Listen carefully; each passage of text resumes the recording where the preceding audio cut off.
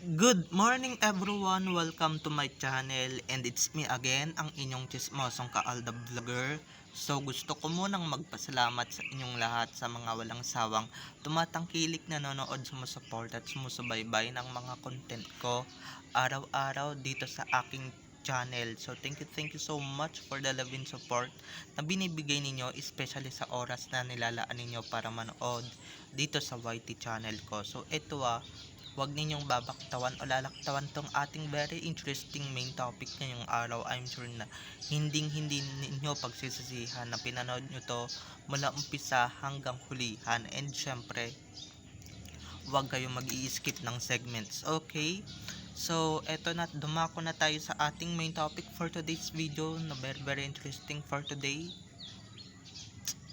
Saan napunta ang 200 million pesos or mahigit 200 million na kinita ng Rewind? Ba't na 924 lang ang lumabas sa tally? Tapos itong HLA 'di ba?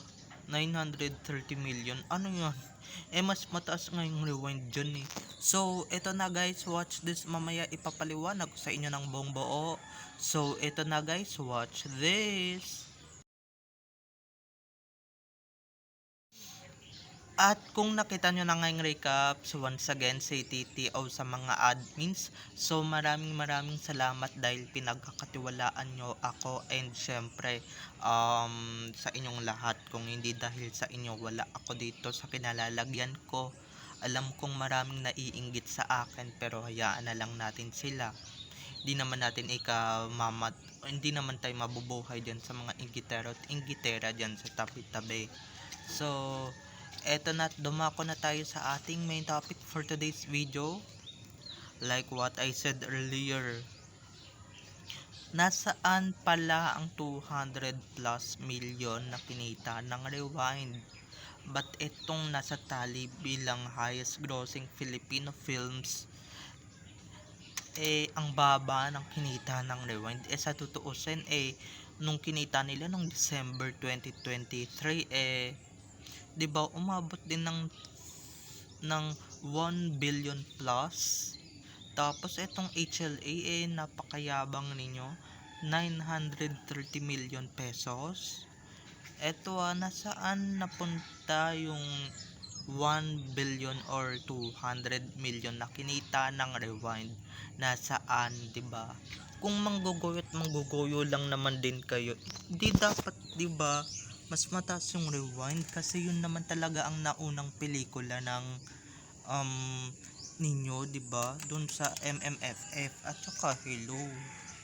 'Di ba? Parang pinaparating nyo lang na mahina yung mga bida sa Rewind. 'Di ba? Kung tutuusin nga, 'di ba? Nandadaya kayo, 'di ba? Lalabas at lalabas din naman yung katotohanan diyan sa pinagagagawa ninyong kawalang yaanin, syempre sa mga katrantaduhan na pinapalabas ninyo dito sa social media. Ako guys, personally, hindi ako naniniwala dyan sa 1 billion ng HLA. Oo, sa iba, para sa iba legit to, pero sa akin fake news to. Hindi lang para sa akin, para sa buong fandom fake news tong HLA na balitang ito. Kaya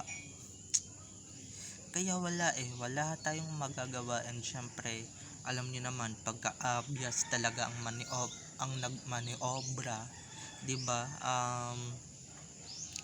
Kahit na mas mataas talaga yung kinita ng Rewind, pasisinungalingan talaga nila ang katotohanan at sasabihin HLA talaga ang mas mataas na highest grossing Filipino film of all time. Ito okay lang yung HLG1, pati yung The House of Us na pelikula ng Katngin, okay lang kasi nga bahagya tumaas, diba, mga 800 something. Pero itong Rewind talagang nakakapang biglang nabawasan ng 200 million, biglang kakikita ko lang nun Diba? Kakikita ko lang nung last tally nila na 1 billion plus ang kanilang kinita noong mababa-baba pa yung rewind. Tapos tignan sa isang kisap mata, naging naging 924 million. Ang galing talagang magsinungaling na itong mga to na mga pulpul naman magsinungaling, di ba? Pelikula ninyo, sarili ninyong gawang pelikula, dina-downgraded ninyo na pinagmamalaki nyo pa noon nung hindi pa kayo nakakagawa ng remake ng basurang pelikulang HLG. 'Di ba pinagmamalaki ninyo yan yung highest grossing film ninyo. Tapos nakagawa lang kayo ng HLA tapos biglang kumita ng 1 billion 'di ba? Inay-chapwera nyo na yung rewind. Di bale guys, ilalabas ko talaga ang katotohanan na hindi talaga 924 million lang talaga ang kinita ng rewind. Di ba? Kahit nakanguso network, alam nila yan kasi talents nila yung bida. And syempre, king and queen nila yung bida, di ba? Ako guys, para sa amin, mahina yung HLA. Yung HLA guys, wala namang istorya, mas may istorya pa yung rewind, mas maganda pa yung rewind dun sa HLA na pinagmamalaki talaga ng Abias na talagang sabi nga nila tatalunin daw nila yung rewind. So ayan, natalo nila sa Pandaraya, 'di ba? Nilabas nga ng GMA sa website nila na 1 billion ang kinita ng rewind, 'di ba? 1 point something billion ang kinita ng rewind. Tapos nakarating lang sa 924 million. Napaka-impossible, 'di ba? Binura agad yung 200 million. Binura agad yung 200 million plus na kinita ng rewind. Kung 'di ba, okay lang naman kung kumita yung pelikulang yan na pinalabas ngayong November, 'di ba? Ang wag nyo naman bawasan yung kinita ng nakaraang pelikula ninyo na talagang naging blockbuster din naman, hindi ba? Magbabawas kayo para yung isang pelikula ninyo sa ganon umangat, 'di ba? Para sa ganon maging blockbuster, 'di ba? Kailangan ninyo mang-downgrade ng ibang pelikula or ng ibang gawa ninyong pelikula para sa ganon sabihin na mas mataas ang Hello Love Again, 'di ba? Andun na nga tayo sa mataas kung mataas, pero guys, I'm sure guys, nakakabastos din naman yan sa Dongyan fans na mas yung pelikula nila, no? Mas dihado, and syempre mababa daw yung kinita ng pelikula ng Dongyan. Ako guys, hindi ako naniniwala dyan, and hindi ako basta-basta na bumibili ng kwento na wala namang katotohanan, hindi ba? Wala namang legit information. Pero bukas guys, promise, bukas ay nako, ilalabas ko na talaga kung ano talaga yung kinita ng rewind, para sa ganun mahimasmasan naman or magising sa kahibangan nila yung sak din, 'di ba? Paano kikita, palibhasa sila, wala naman silang yung rewind, wala naman kasing free tickets, wala namang pinapamigay na free tickets. Yung HLG 2, kaya merong 1 billion na kinita kasi nga puro block screening. Tapos mga tickets pinamimigay, 'di ba? Pinatatapan lang naman ng kung saan barangay, kung saan, tas pinapamigay sa mall para lang sa ganun may manood, 'di ba? Syempre manonood yung mga yan pagka may libre, pero guys, pagka may bayad, asahan ninyo walang manonood niyang pelikulang yan, 'di ba? At least yung rewind malinis trumabaho or malinis magtrabaho. Itong itong basura monster na pelikulang ito, 'di ba?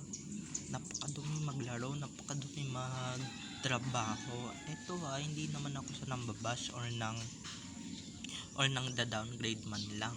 Kasi guys, 'di ba? Kawawang-kawawa naman din yung rewind din. Kawawang-kawawa naman din talaga yung dong yan sa ginagawa ng ABS-CBN na kung saan sila gumawa ng pelikula. 'Di ba? Di bale guys, the truth will reveal very very soon. And syempre guys, wag agad tayo basta-basta maniniwala sa Google ha, dahil ang Google nako sinungaling din yan, 'di ba? Actually mas mataas pa nga yung kinita ng IYAM dyan sa HLA na yan, no, kung tutuusin at kung susumahin ninyo, 'di ba? Pagsamahin yung Rewind at saka Imagine You and Me na talagang blockbuster at parehong big stars ang bida, parehong legit couple ang bida, 'di ba? Tapos kasi sinungalingan ninyo na 300 plus lang ang kinita ng ng IYAM kaysa sa, 'di ba? Sa totoo lang naman 'di ba 1 billion din naman ang kinita ng Imagine You and Me or 15 billion, 'di ba? Sa bagay pagka talaga para hindi talaga matalbogan yung alaga ninyo dahil nag-iisa na lang na big star ninyo, kasing iba nagsilayasan na sa inyo, 'di ba? Para sa ganun yung mga big star or yung isa ninyong big star, 'di ba, na gumagawa pa rin ng pelikula, 'di ba, tumabo sa takilya, tumabo sa ganito, tumabo sa ganyan kahit naman hindi naman totoo, 'di ba? Wala akong pakialam kahit na may makarinig pang fans ni Sakang dito. Wala akong pakialam kahit na kung sino pa yung makarinig dito at i-report or pagchismisan ako. Diyan naman sila magaling ang manismis dahil hindi nila tanggap ang katotohanan na talagang mababa talaga ang kinita ng HLG.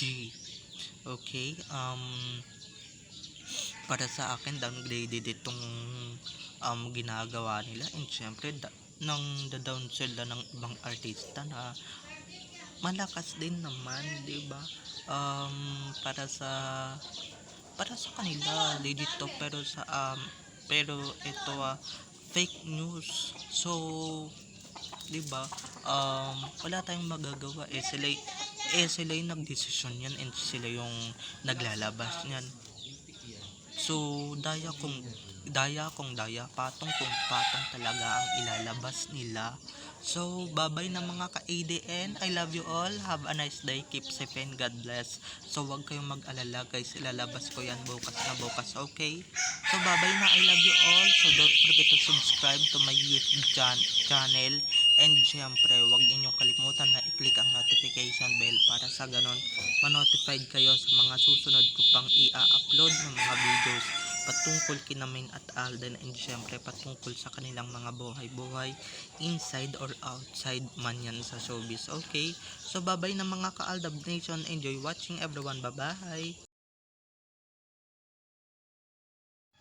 Kung istorya at istorya lang naman talagang pag-uusapan, doon na tayo sa pelikula noong 2023. Kasi nga 'di ba, maganda and syempre kapupulutan ng aral. Itong pelikulang to, anong kapupulutan ninyo?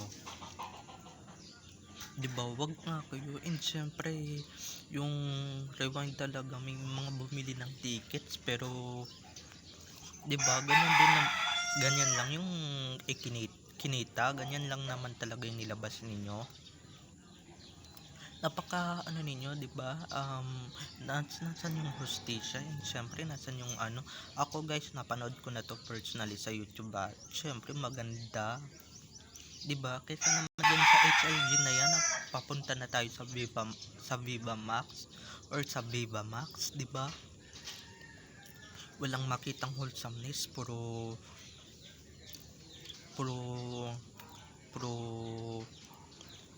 topless ng topless, di ba?